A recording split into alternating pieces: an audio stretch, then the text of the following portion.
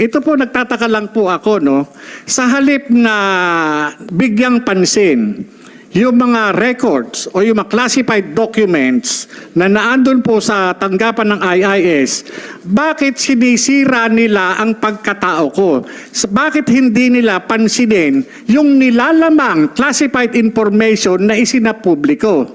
Ako po nagtataka po ako, kaya po ako lumabas. Gawa ng nananahimik po ako nadamay po ako dito sa dokumentong pinresinta ng isang vlogger na si Maharlika. Hindi, nananahimik po ako Ang ano ko po dyan, ang tingin ko, nagkaroon po ng awayan sa loob ng PIDEA. Doon po ako nagtataka, ba't ako nadamay dito? Di ba? Hindi ho kaya nag-umpisa ito doon sa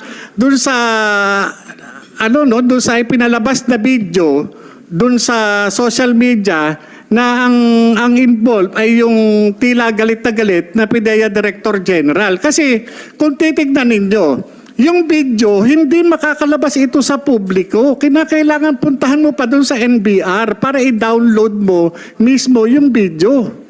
Bakit yung video nakalabas na dapat nasa pag-iingat ng Counterintelligence Office ng PIDEA? Hindi ho ba? Hindi kaya itong mga lumalabas na dokumentong ito ang dahilan ay para lamang hiyain yung PIDEA Director General? Ako nagtatanong lang po, wala ho akong masamang tinapay kay Director General Lasso. Malaki po ang respeto ko sa mga opisyalis ng gobyerno. Pero sa aking bakit lumabas ito?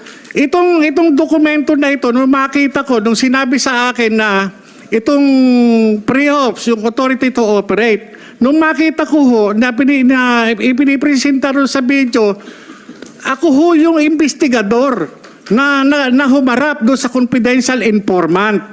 At yung confidential informant na yun, kinunan ko po ng statement.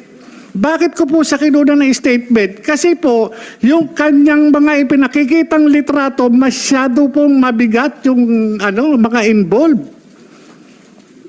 Sinong mga involved doon? Ang involved po doon, yung nakita ko mga litrato, no? Merong artista, may politician, may mga civilian.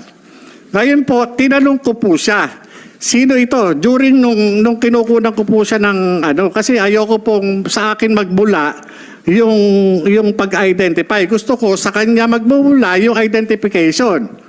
At yung mga nandun litrato, 5 litrato po yun sa pagkakatanda ko, iba't ibang klase, iba't ibang okasyon, iba't ibang pagkakataon.